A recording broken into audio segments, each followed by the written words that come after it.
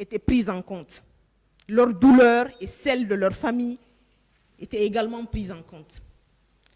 J'ai noté au cours de ces derniers mois, voire de ces 19 mois ou plus, Monsieur le Président, que je rencontrais dans cette salle des victimes qui venaient là avec une certaine satisfaction de savoir qu'il y avait des personnes dans le box des accusés, une satisfaction de savoir qu'enfin, elles allaient avoir droit à la parole.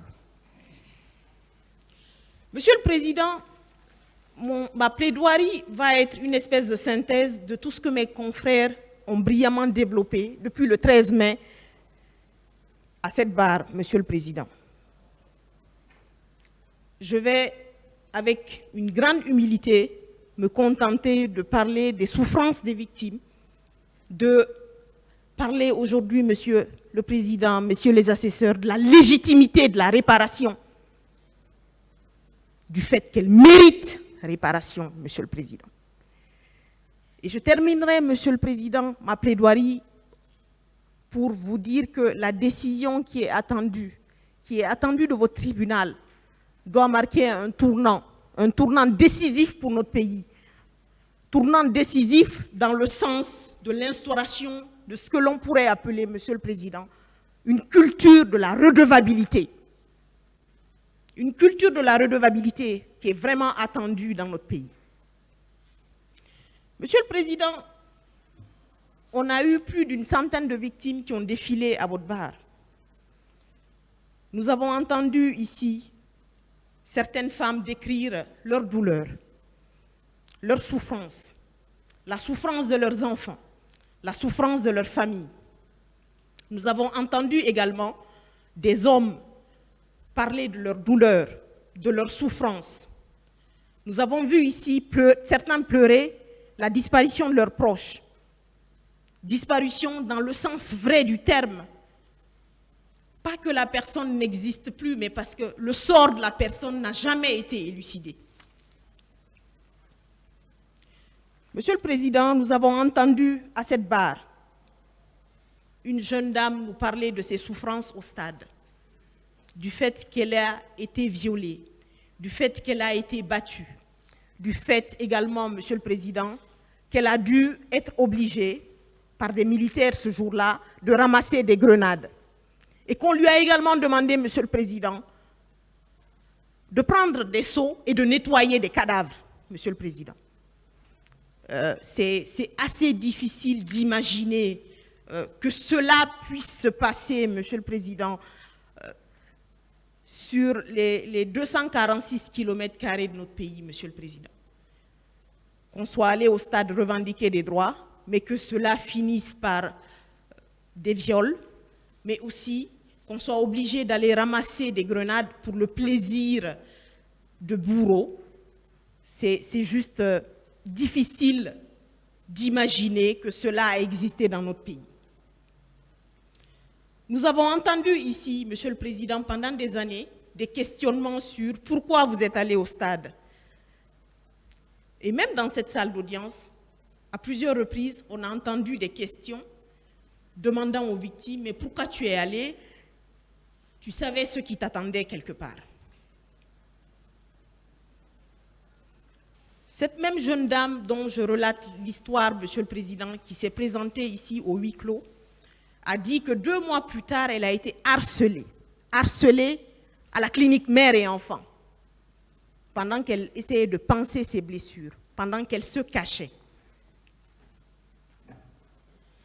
Peut-on imaginer un seul instant les souffrances de cette jeune femme qui continue, malgré plusieurs thérapies,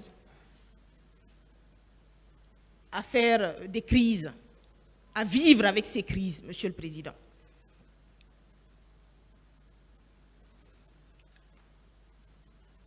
Nous avons également, dans cette salle, eu la chance d'écouter un certain nombre de gens qu'on pourrait appeler des experts. Nous avons entendu ici, à cette barre, Monsieur le Président, le professeur Namouri Keita, qui a relaté une histoire qui nous a tous énormément marqués, l'histoire de cette jeune fille qui avait 17 ans. Il a appelé ça une triple punition. violée pendant qu'elle n'avait jamais connu auparavant des relations intimes, violée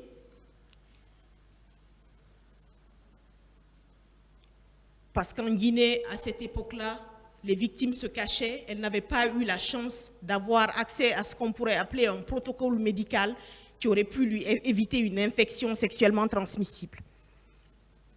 Une triple punition, cette même jeune fille s'est retrouvée avec une grossesse à l'âge de 17 ans. Monsieur le Président, on a vu des hommes défiler à cette barre.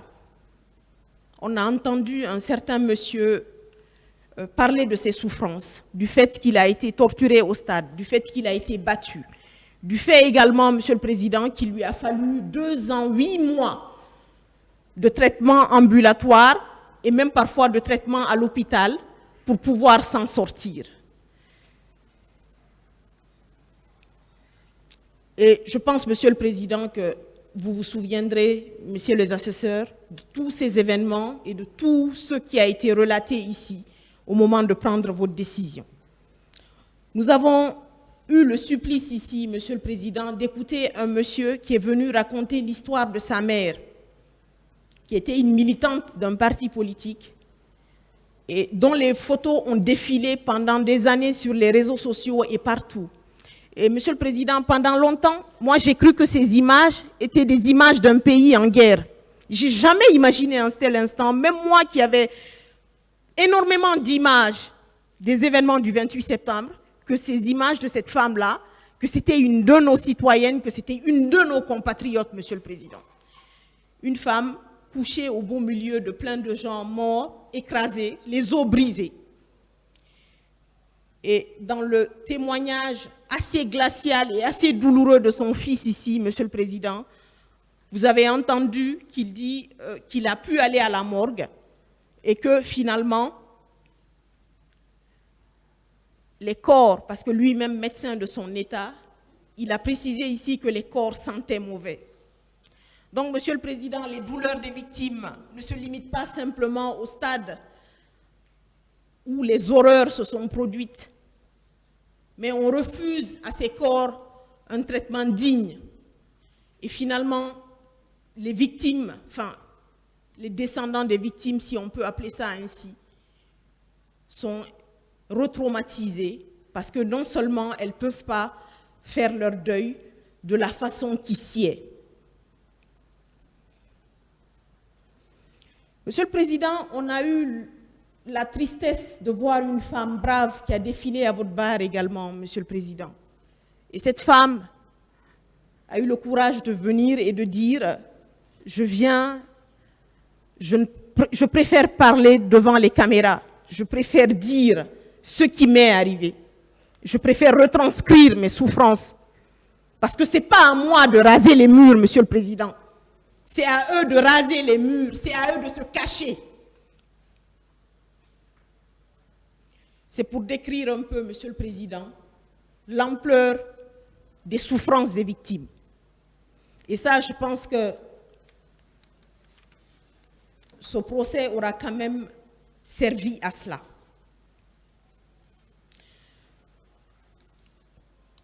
Monsieur le Président, nous avons vu ici des victimes traquées à l'intérieur de nos hôpitaux. Ça veut dire que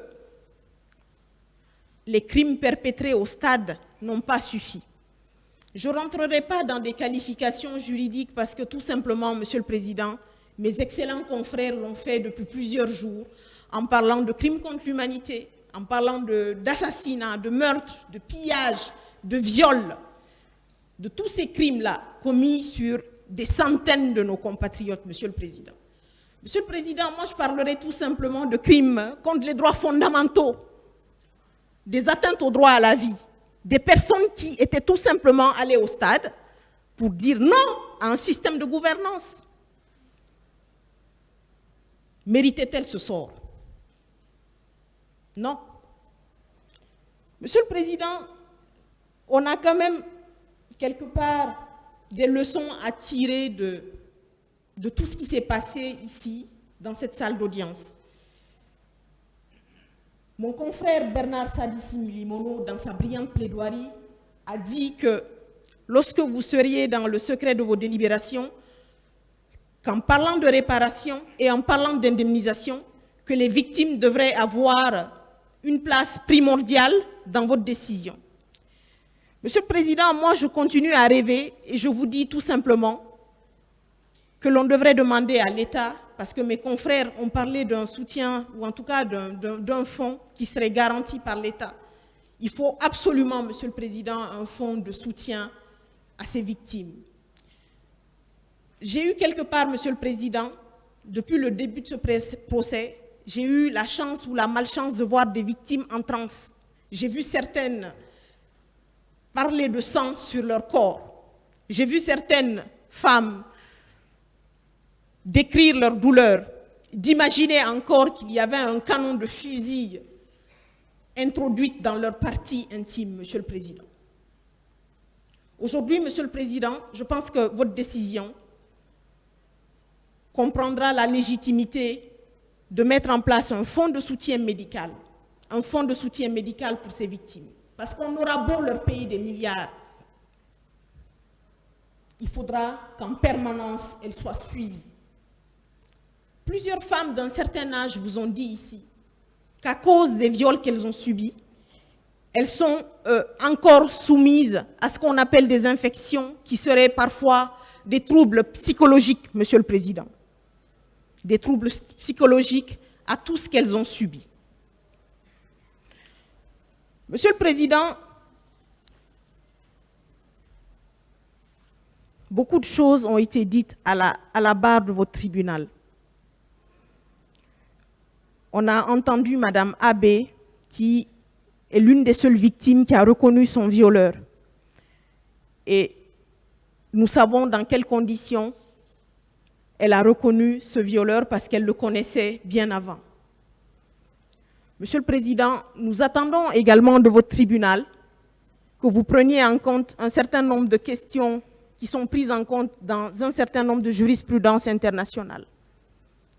Dans plusieurs arrêts de la jurisprudence internationale, je vous parlerai par exemple pour les cas de viol de l'arrêt Colonel, qui est un arrêt de la Cour du Sud Kivu, un arrêt rendu par un tribunal militaire. Et ce tribunal militaire a arrêté plusieurs militaires qui étaient impliqués dans des crimes contre l'humanité, Monsieur le Président. Et l'implication dans ces crimes contre l'humanité, pour les cas spécifiques de viol, cet arrêt reconnaît la victime elle-même comme étant un témoin vivant.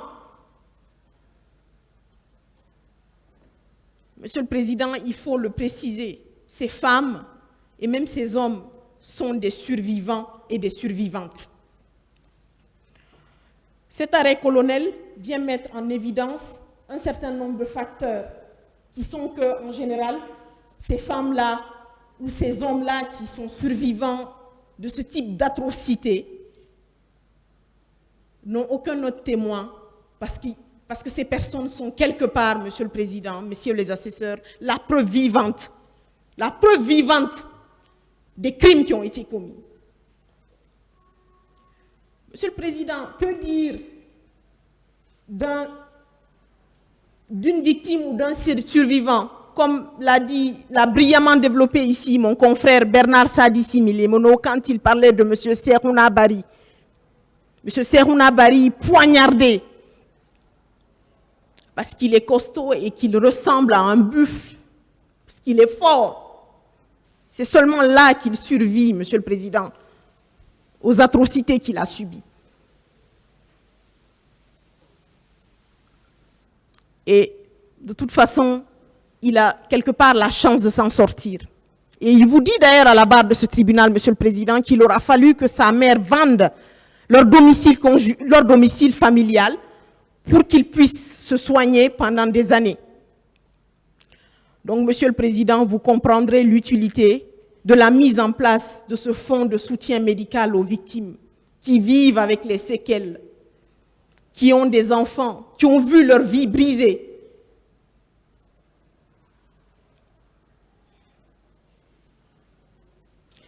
Monsieur le Président,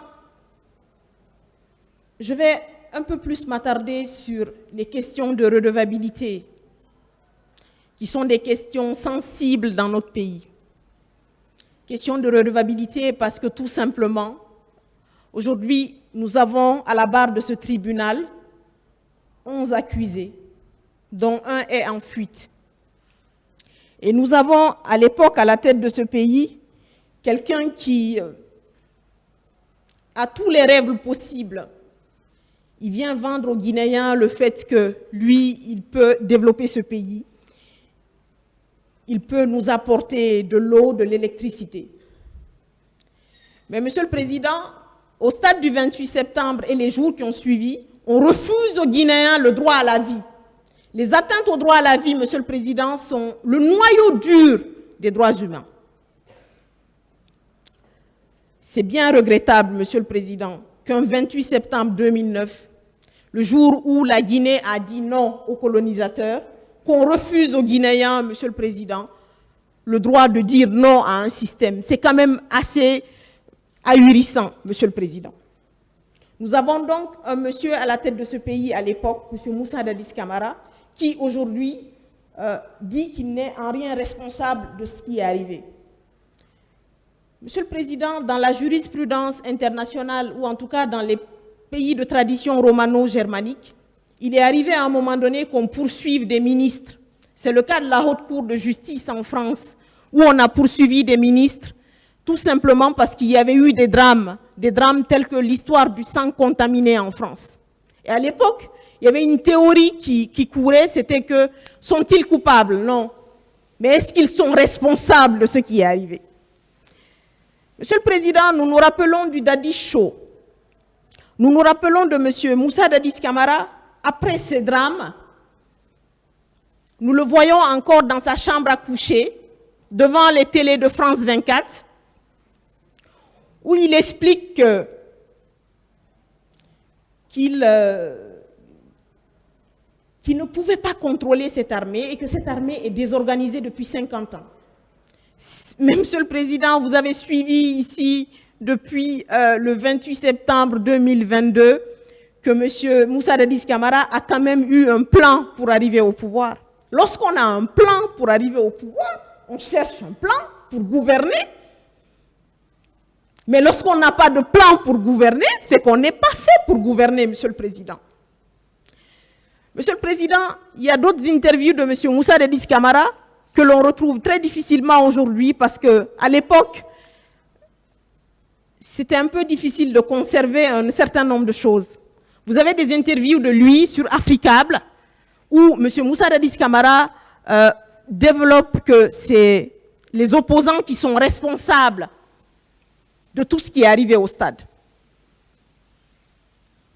Il développe cela de la façon la plus simple que possible, avec une véhémence, parce qu'il y croit, bien évidemment. Mais ce qui est dramatique, Monsieur le Président, c'est que même dans ces vidéos, ou dans l'une des vidéos dont je parle, vous verrez le capitaine Moussa Dadis Camara dire à la fin de la vidéo qu'il est le père de la nation. Il n'est pas père de la nation qui le veut. Lorsqu'on est père de la nation, on assume. Lorsqu'on est père de la nation, on ne laisse pas des corps de Guinéens pourrir, se fissurer dans les morgues. On ne dissimule pas ces corps de cette façon, Monsieur le Président. Lorsqu'on est père de la nation, on assume ce genre d'acte. Parce que tout simplement, on a une certaine responsabilité morale. Monsieur le Président, je pense qu'à la barre de ce tribunal, sur les questions de redevabilité, sur le fait que les victimes réclament une réparation, mais elles réclament également justice. Elles réclament que ceux qui étaient à la tête, ou en tout cas ceux qui ont activement participé à ce massacre, payent. Nous avons vu ici un personnage qui refuse catégoriquement que sa responsabilité soit mise en cause. On l'a entendu ici, Monsieur le Président, à plusieurs reprises. Il a dit, ceux qui sont allés au stade n'ont qu'à assumer. Moi, j'ai absolument rien à voir là-dedans. Donc, On a 157 morts. On a un nombre de disparus inconnus. On a plus de 109 femmes violées, détruites. Mais on a un président de la République qui veut bien les honneurs, mais qui refuse les horreurs. Monsieur le Président, on n'est plus dans ce monde-là où on accepte les honneurs pour refuser les horreurs. Lorsqu'on accepte les honneurs, on assume aussi les horreurs.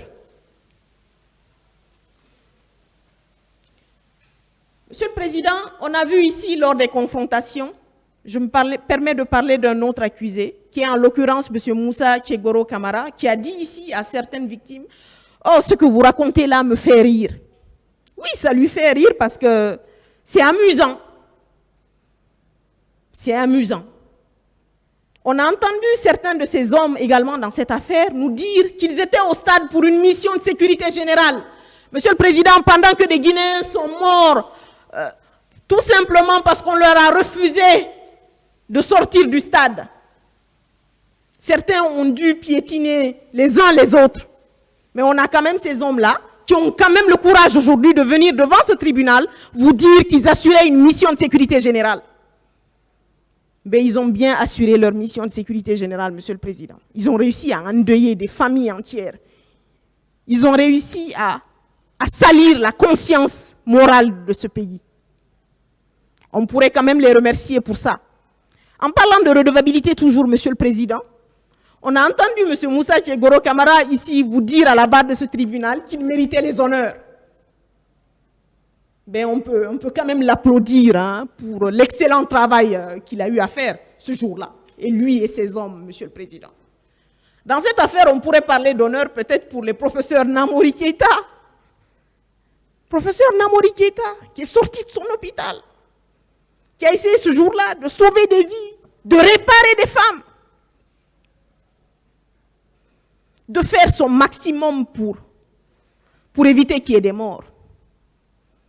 Mais on est quand même dans notre pays où, lorsqu'on a un tout petit peu de visibilité et de force, on peut, après un drame comme celui du 28 septembre, venir à cette barre, vous dire qu'on mérite les honneurs. Mais peut-être que le capitaine Moussa Dadis Camara va pouvoir leur accorder ces honneurs-là parce qu'ils ont fait un excellent travail. Monsieur le Président, c'est difficile de parler de tout ce qui s'est passé durant ces 19 mois. C'est difficile de parler de toutes les souffrances que les victimes ont vécues depuis plus de 10 ans. De parler d'un certain nombre de victimes, parfois, dont les histoires sont oubliées. Je parle d'une jeune femme anonyme qui a perdu la vie parce qu'on n'a pas découvert très tôt qu'elle était atteinte du VIH. Des jeunes femmes qui étaient pleines de rêves, pleines de vie. Mais hélas.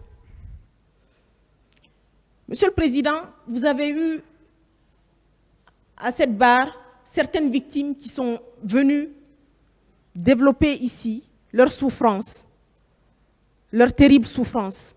Vous avez eu à remarquer que même certains hommes avaient un peu perdu de lucidité à cause des douleurs qu'ils ont subies. Certains vous ont dit « j'ai une balle logée dans mon corps ». Monsieur le Président ou le tribunal, aidez-nous pour qu'on puisse enlever ces balles. C'est là que je me suis un peu intéressée, Monsieur le Président, à ce que peut composer une balle. Une balle, c'est composé d'un peu de plomb, d'un peu d'arsenic. Et ces personnes-là vivent avec du plomb et de l'arsenic, tout simplement parce que ce jour-là, c'était la folie meurtrière. Il fallait tirer sur tout ce qui bouge. Il fallait en finir avec la contestation dans notre pays. Tout à l'heure, mon confrère, dans ses développements, vous a parlé de toutes ces femmes qui étaient nues au stade. Et c'est là que je vais un peu développer, Monsieur le Président, pour dire qu'aujourd'hui, sur le plan international, il y a quand même une conception du viol qui n'est pas simplement l'introduction d'un objet, qui n'est pas simplement de violenter la personne, mais qui est aussi celui de prendre possession du corps de la victime, Monsieur le Président. Et ça, je pense qu'il y a beaucoup de femmes qui sont dans cette situation. Parce qu'on a tout simplement voulu les humilier. On a voulu humilier leur famille. On a voulu les faire taire. Leur faire perdre l'envie d'être des citoyens et des citoyennes à part entière de ce pays. Alors qu'on sait très bien que les femmes guinéennes ont quand même toujours joué un certain rôle de citoyenneté dans notre pays. Ça me fait penser à l'une des femmes qui a été pilote, qui est l'une des premières femmes pilotes guinéennes d'Afrique de l'Ouest. Et ça fait mal, Monsieur le Président, parce que tous ces hommes à votre barre avaient quand même un destin commun. Leur destin commun était celui de protéger, vaille que vaille, un pouvoir. Et cela s'est passé, Monsieur le Président, dans un contexte qui est un contexte bien précis, qui est le contexte du rapport du militaire au pouvoir, Monsieur le Président. Il fallait conserver leur pouvoir. Déjà, d'ailleurs, ils avaient le pouvoir, ils avaient des avantages. La mort de Lansana Conté leur ouvrait une autre vanne, qui était celle de continuer à préserver ce pouvoir. Le capitaine Moussa Dadis Camara était bien placé à l'époque. Mais Monsieur le Président, on aura beau parler de la souffrance des victimes, il est important quand même de parler d'un certain nombre de choses dans ce dossier, quelles sont les leçons qu'on peut tirer du pouvoir finalement. Les leçons que M. Marcel Guilavogui est venu à votre bar dire le jour où le président Dadis a dit qu'il ne connaissait pas Cissé Raphaël, j'ai décidé ce jour-là de venir parler. Et je pense que ça, c'est des leçons du pouvoir et il va falloir que tous les Guinéens tirent ces leçons du pouvoir.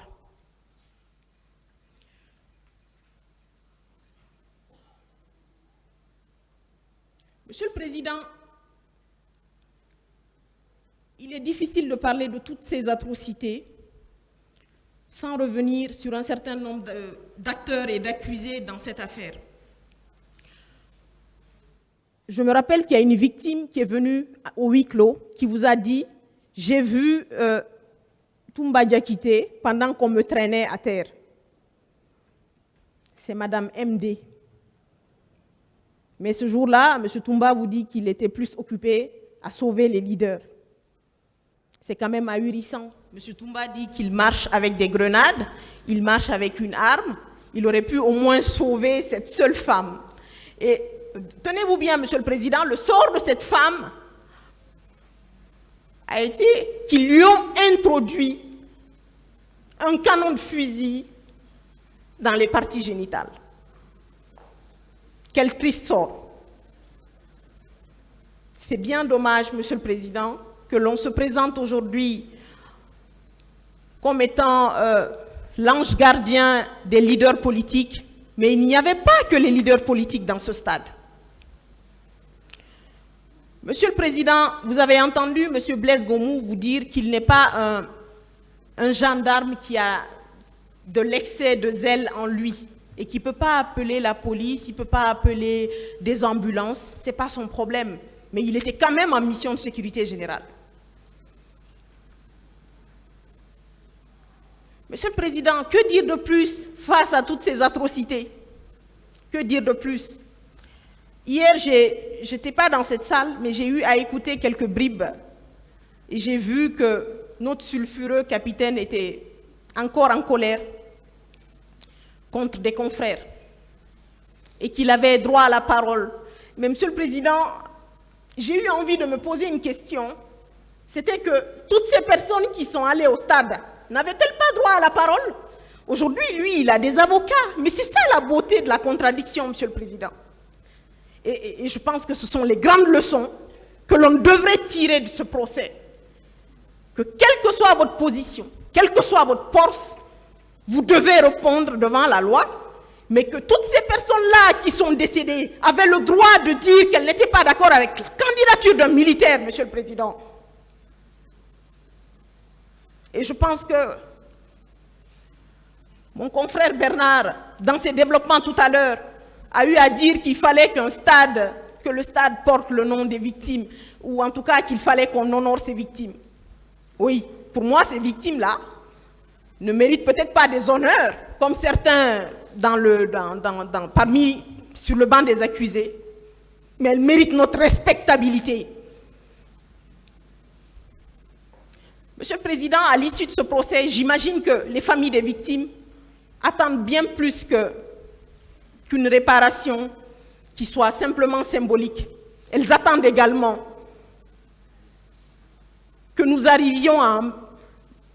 vivions dans un pays où les atteintes au droit à la vie ne sont pas possibles. Tout simplement parce que, c'est même pas parce que c'est des droits codifiés, Monsieur le Président, mais parce que c'est des droits naturels. Nul n'a le droit d'ôter la vie à son prochain, Monsieur le Président. Nul n'a le droit d'atteindre à l'intégrité physique de son prochain. C'est tout simplement naturel. On n'a pas besoin de vivre dans un monde où tout est codifié par le pacte international relatif aux droits civils et politiques, ou par la Déclaration universelle des droits de l'homme, ou simplement par n'importe quel pacte international ou convention contre la torture. Nous devons simplement aboutir, Monsieur le Président, à une espèce de contrat social dans ce pays, où on ne banalise pas la vie, où on ne banalise pas les libertés. Et je pense que les accusés ici l'ont compris. Ils ont droit à une défense, ils ont droit à des avocats, ils ont le droit de prendre des notes. Et ce jour, tous ceux qui étaient au stade, qui ont perdu la vie, avaient des papiers, des pancartes. C'était ça leur arme. Et c'est ça l'arme de la citoyenneté, Monsieur le Président. L'arme du citoyen, ce sont ces mots. Mais on veut refuser à des Guinéens simplement une existence, Monsieur le Président. Et après, on veut dissimuler tout ça pour dire que c'est une armée désorganisée. Une armée désorganisée, on veut bien. Mais Monsieur Moussa Dadis Camara, personne ne l'a forcé à arriver au pouvoir en 2008 à la mort de M. Lansana Conté. Personne ne l'a forcé. Au contraire, il vous dit lui-même qu'il a échafaudé un certain nombre de plans et qu'il avait des hommes, Monsieur le Président. Mais il savait qu'il venait gouverner des hommes et qu'il n'était pas là pour gouverner des cimetières, tout simplement. Et je crois que les familles des victimes auraient aimé peut-être qu'on les arrête, je ne sais pas moi, Monsieur le Président, qu'on procède à des arrestations, qu'on les interroge. Pourquoi vous manifestez? Ou alors cette manifestation est illégale? Mais non, Monsieur le Président, c'est trop facile. Il faut fermer le stade. Il faut envoyer des tireurs d'élite. Il faut engager un massacre. Il faut en finir avec toute contestation. Parce que depuis 1958, Monsieur le Président, notre rapport au pouvoir reste l'élément, ou en tout cas reste le gros problème dans notre pays. On veut bien arriver au pouvoir, mais on ne sait pas comment. Quel est le rapport au pouvoir que l'on pourrait avoir? Peut-on avoir simplement de la compassion pour nos compatriotes quand on est au pouvoir? Peut-on simplement avoir un minimum de respectabilité pour nos compatriotes? Parce que lorsque l'on arrive d'un voyage, ou lorsque l'on voyage et qu'on a toute une armée qui nous accompagne, ce sont les impôts payés par nos compatriotes, par les contribuables guinéens. Et que cette force-là, et d'ailleurs, on sent, Monsieur le Président, que M. Moussa Dadis Camara en parle. Il dit cette foule, cette marée humaine. Il en veut à cette marée humaine. Il en veut à cette marée humaine parce qu'il veut une légitimité. Mais cette légitimité, il ne l'a pas. Et c'est cette marée humaine qui est allée au stade qui a une légitimité, Monsieur le Président. Et c'est cette marée humaine qui fait de tout dirigeant dans n'importe quel pays au monde, un dirigeant qui a une légitimité. On ne gagne pas une légitimité, Monsieur le Président, en ayant des armes, ou en ayant des hommes, ou en ayant des mercenaires à notre service. On ne gagne de la respectabilité et de la légitimité qu'à travers le respect que nos concitoyens peuvent avoir, ou en tout cas ressentent pour nous en tant que dirigeants. Et je pense que c'est le rêve de tout Guinéen conscient, Monsieur le Président. Le rêve d'une société juste, d'une société où tout simplement on ne vient pas devant un tribunal quand il y a 157 morts pour nous dire qu'on mérite des honneurs et des médailles. Et je pense d'ailleurs, en le disant, Monsieur le Président, en toute sincérité, au travail que vous avez eu à faire ici. Et je pense que cette médaille-là, vous l'aurez dans vos cœurs, Monsieur le Président. Ce n'est pas des médailles que l'on porte. C'est la respectabilité, Monsieur le Président. C'est la respectabilité que nos concitoyens ont pour nous. C'est le plus important, Monsieur le Président. J'ai été assez surprise, Monsieur le Président, d'entendre qu'hier, des propos ont été prononcés ici à l'endroit d'un de nos confrères en parlant de haine. Monsieur le Président, nous n'avons pas de haine. La preuve, c'est la justice, Monsieur le Président. Et la justice, c'est l'impartialité, Monsieur le Président. La justice, c'est ce côté équitable. On parle de haine aujourd'hui. Moi, j'aimerais tout simplement, dans notre monde, en tout cas un monde post-mortem, où j'aurais à interroger des disparus. Ces disparus-là, on pourrait leur demander ce qu'elles ressentent aujourd'hui pour celui qui était le chef de l'État à l'époque. Mon confrère Martin Pradel l'a brillamment dit ici. C'est ce syndrome-là, l'ivresse du pouvoir. Moi, moi, moi.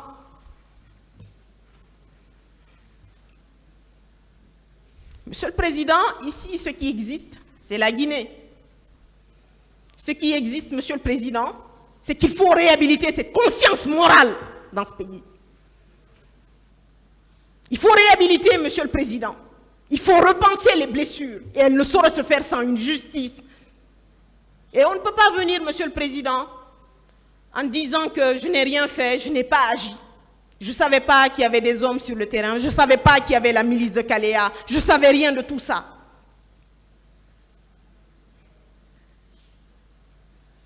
Monsieur le Président, c'est bien dommage.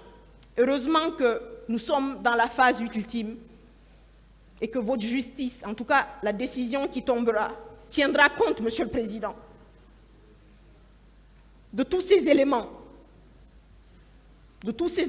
qui sont, à mon avis, hyper importants.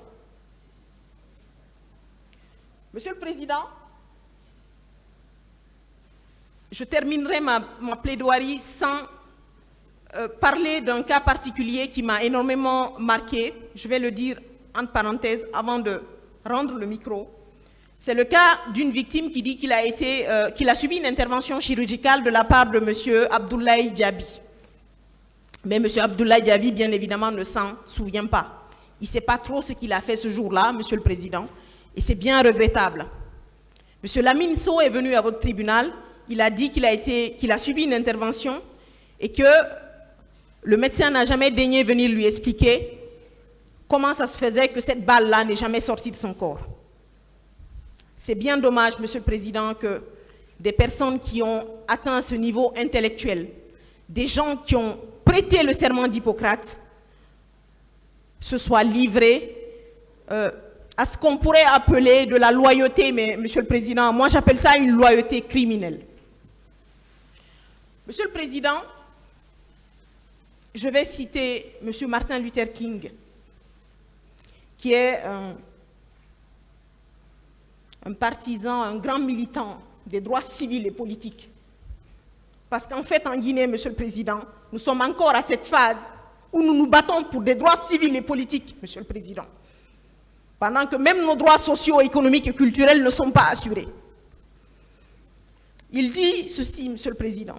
Je crois que la vérité des armées et l'amour des intéressés auront le dernier mot dans le monde des réalités. C'est pourquoi, même s'il est provisoirement bafoué, le bon droit sera plus fort que le mal triomphant. Et, Monsieur le Président, c'est cet espoir que suscite votre tribunal. Et c'est ce miracle guinéen, Monsieur le Président, que nous attendons de vous et de votre auguste tribunal. Ce miracle, cette lueur d'espoir, Monsieur le Président, que des crimes soient reconnus. Cette lueur d'espoir que des personnes haut placées répondent de leurs actes. Cette lueur d'espoir, Monsieur le Président, nous la plaçons en vous et en votre auguste tribunal. Et nous espérons tout simplement que justice sera rendue pour les victimes et que les victimes pourront enfin faire leur deuil. J'ai plaidé et je vous remercie.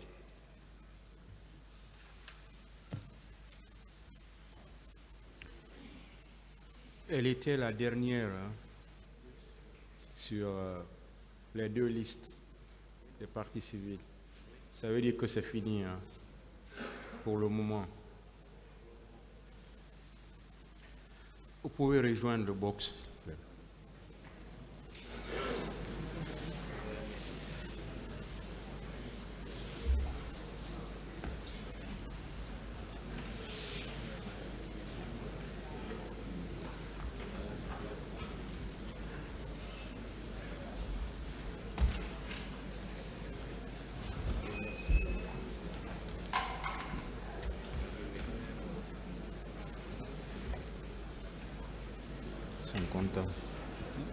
Ils sont contents.